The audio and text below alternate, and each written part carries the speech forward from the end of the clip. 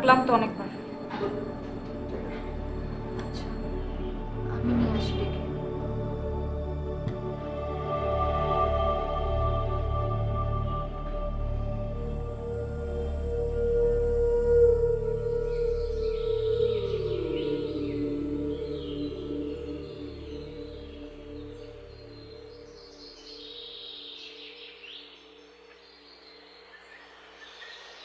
কিছু খেয়ে নেন।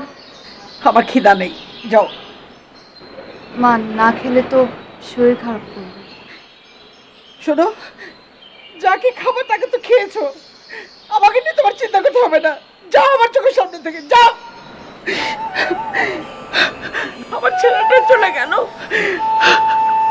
আল্লাহ আমাকে কেন দেখলো না, আমাকে কেন দিল না। যাও না তুমি আমার সামনে থেকে, যাও।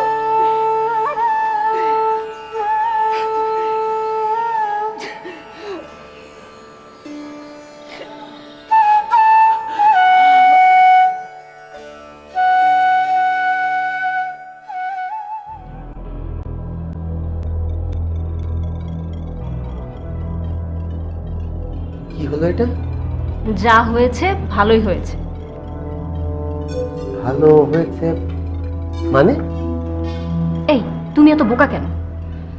চেহারা দেখে বুঝলে না মা নিশ্চয়ই ওকে কিছু বলেছে। শোনো, আমি বলি কি, এই সময়ে মাকে বলে বুঝিয়ে সব সম্পত্তি তোমার নামে লিখে নাও।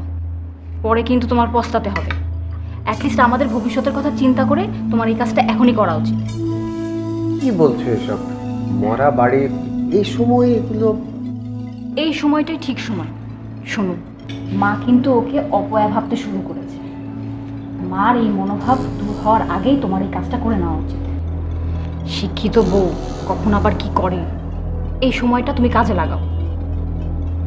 না না, তা ঠিক আছে, কিন্তু কিভাবে? শোনো, মাকে গিয়ে তুমি বোঝাও যে আমরা ওকে এই বাসায় রাখতে চাই না। এখানে রাখলে আরো বেশি অমঙ্গল আমাদের হবে। আর এ বাসায় থেকেও করবেই বাকি। শোনো, কিছুদিন পরে যদি আবার বিয়ে করে এসে বলে যে মিরাজের সম্পত্তি চাই, তখন তখন কি করবে? এই সুযোগটা আমরা ওকে দিব বা কেন? আমার মনে হয় কি, মার সাথে তুমি এখনই গিয়ে কথা বলো। আমি একটা কাজ করি, মাকে একটু খাবার দিয়েছি, তুমি কিন্তু আমার কথাটা চিন্তা করো।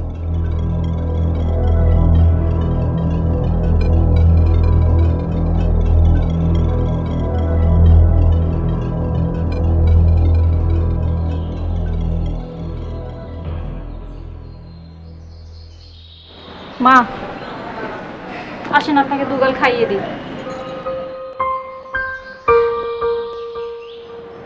আমি খাবো না, নিয়ে যাও। আর কত যে অমঙ্গল হবে মা, আল্লাহই জানে।